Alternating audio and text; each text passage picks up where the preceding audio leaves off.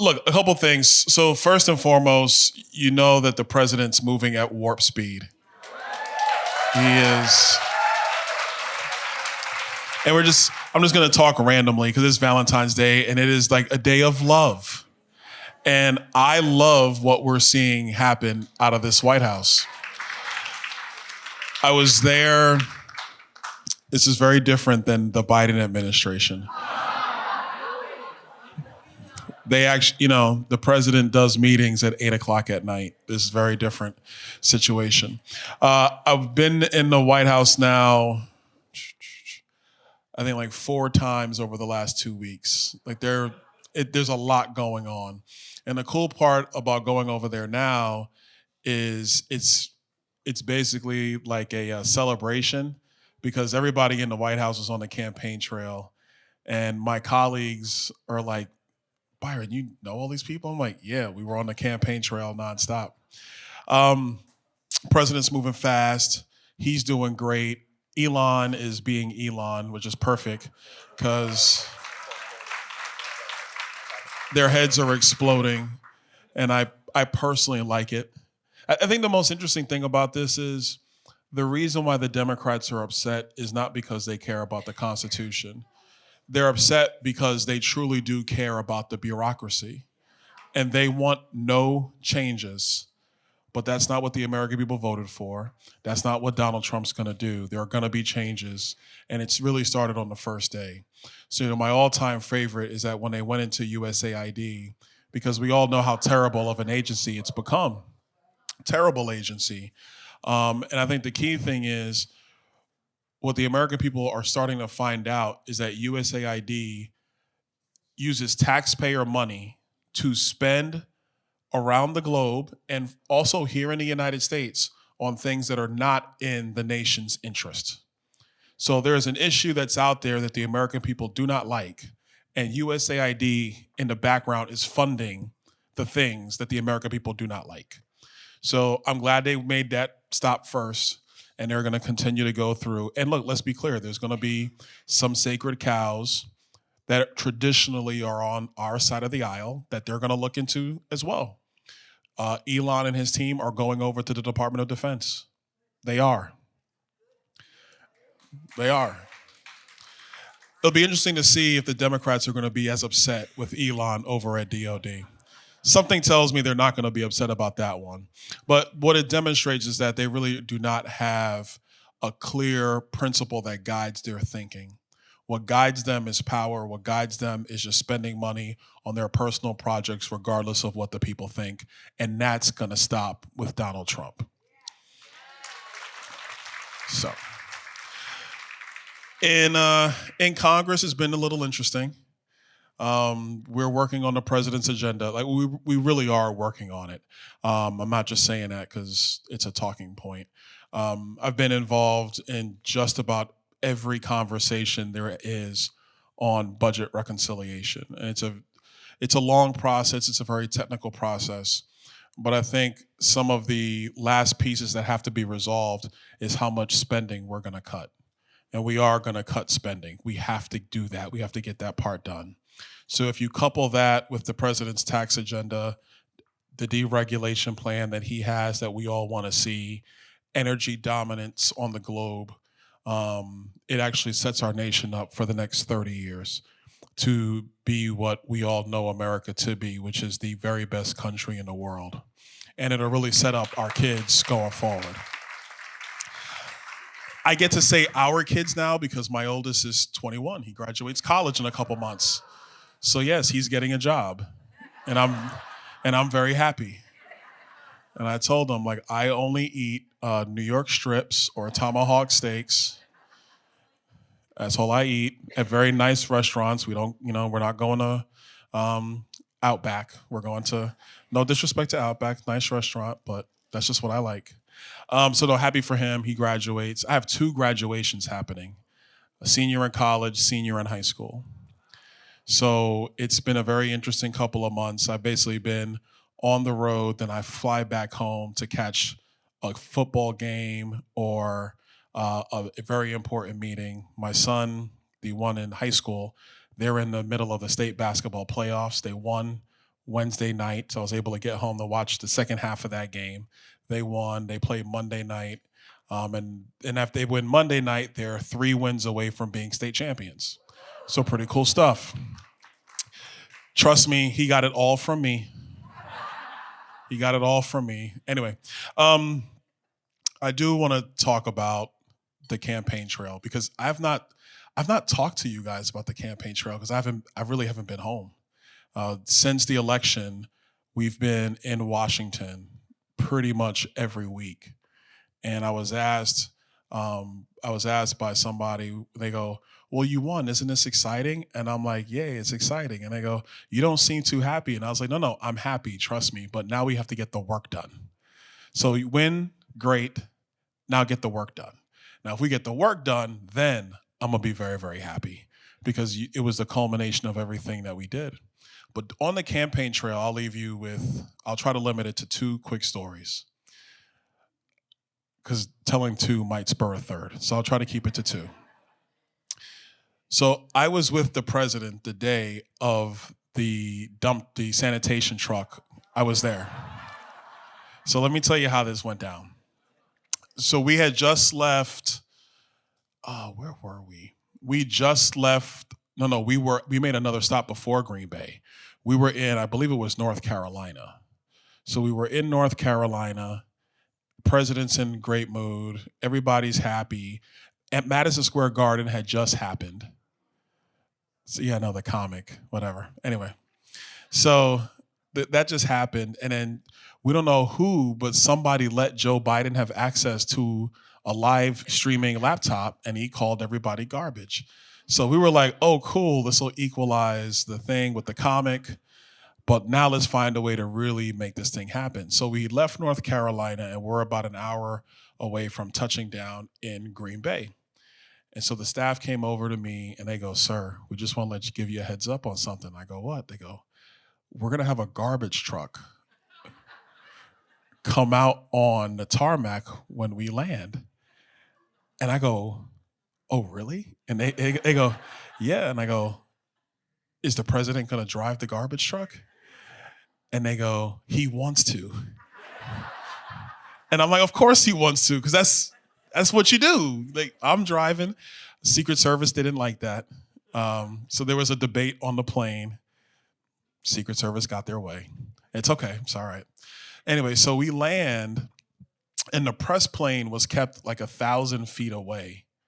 And they had all the press people deplane, and they held them behind this bus. And so we land and we open up the windows and we see the garbage truck sitting there, beautiful white garbage truck, Trump, make America great again. It was the craziest thing. And we're taking pictures from the plane. And this team goes, "Do not share any pictures on social media until we share them first." And we're like, "Dang it. Okay, fine." So we all deplane and we're out there taking pictures and taking video and we're laughing it up. This is the funniest thing. And the president, which is typical, is still on the plane. He deplanes by himself. And so we're like, "Man, this is going to be epic. We can't wait for the press to lose their minds over all of this." And so then they moved the bus. Like, what was that show? Extreme Makeover. Move that bus. That's what we did. We moved the bus, and then the press was like, "Oh my gosh!" And they come running over, and like 2 press people fell down because it's like a stampede. So they're running over, and they're all taking pictures of it, and we're like, "This is going to be the greatest thing ever." And then the president comes off the plane. He comes out the back door and stands there, and he's in the sanitation vest, and we go, "Oh, this is too good. This is too good." So we're taking pictures of that, recording him come down.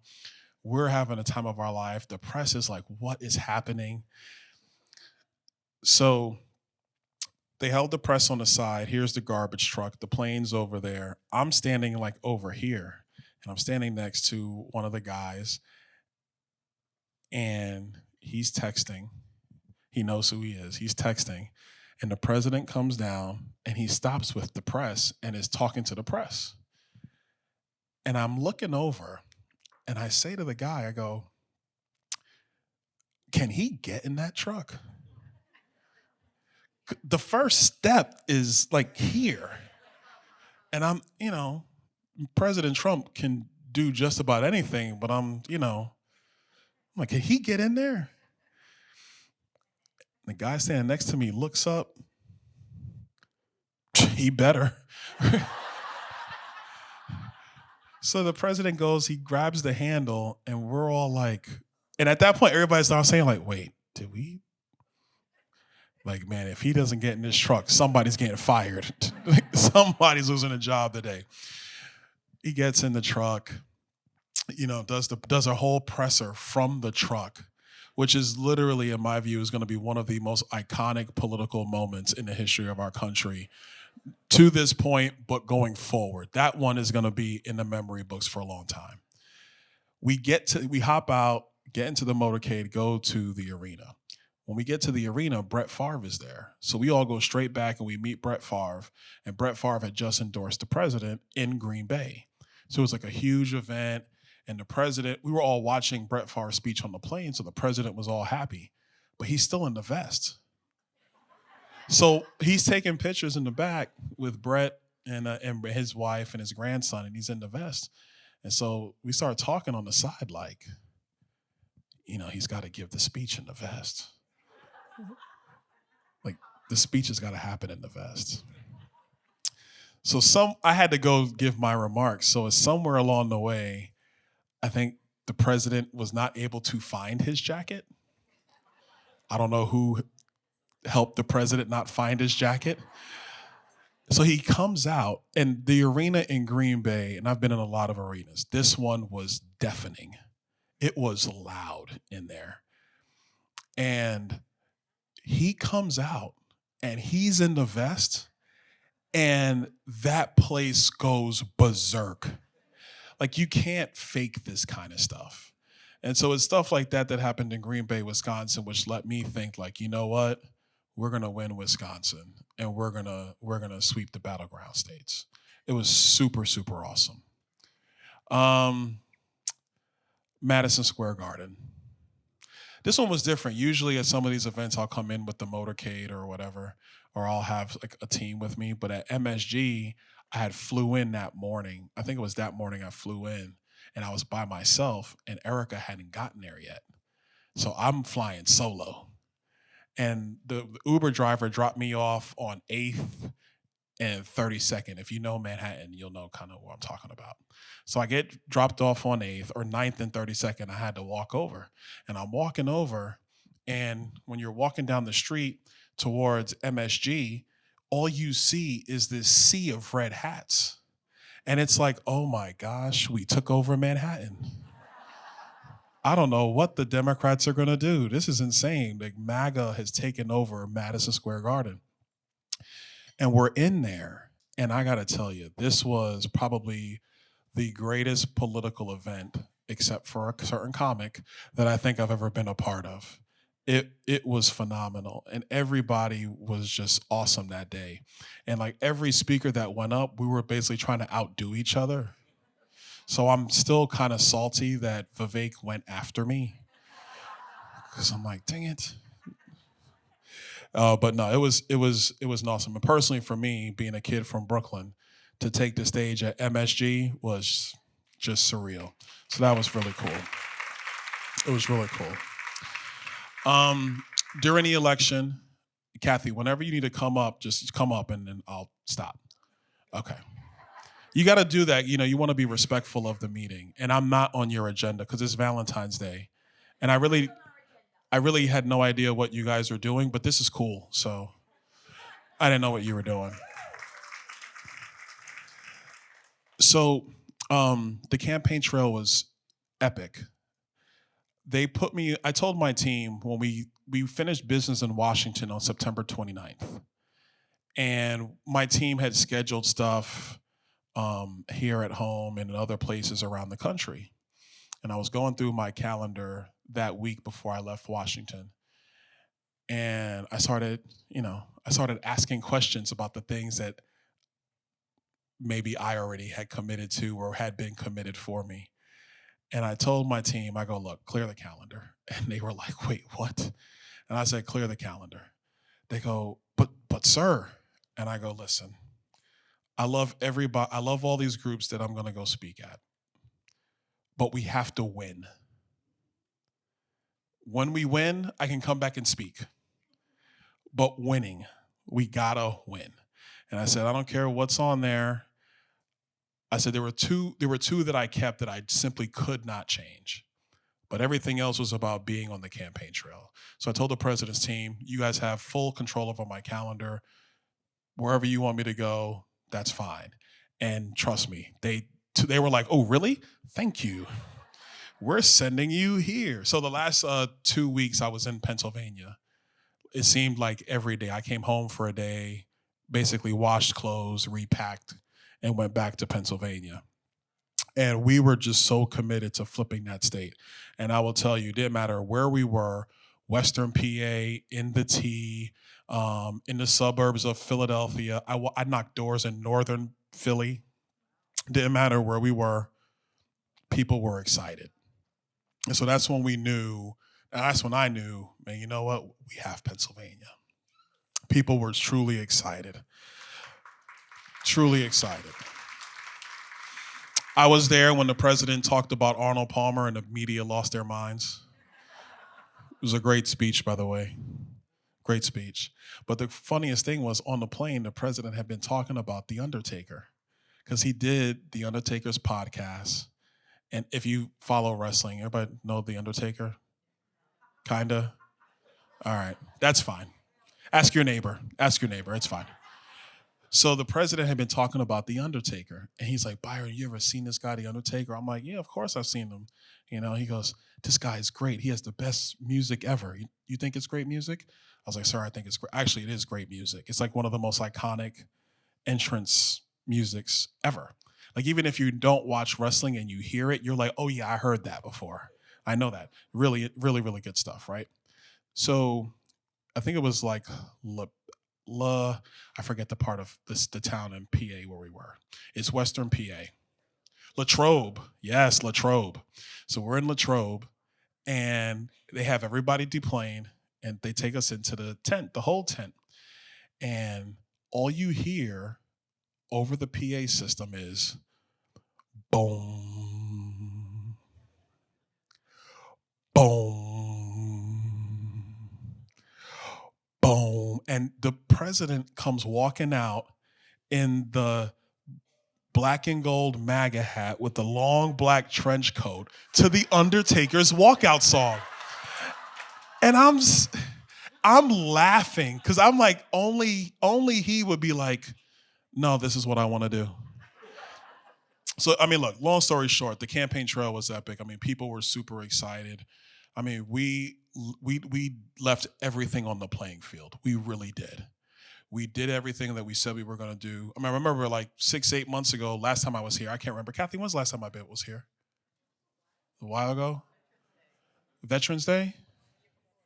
Oh, wow, it's been a while. At any rate, we told everybody we were going to go campaign hard. And we just asked for you to just, whatever you could do, just stand with us. And I'm telling you, every day we were on the campaign trail. And we left it all out on the field. Had great chance to really get to know a bunch of the cabinet officials because we were all on the campaign trail together in some bus somewhere, going to some event. And, you know, you work hard with people, you just get a chance to know them. So I'll leave you with two things. Thing number one, yes, we won. Yes, the president is great. Yes, we're going to do a bunch of stuff. But the Democrats are not going to stop.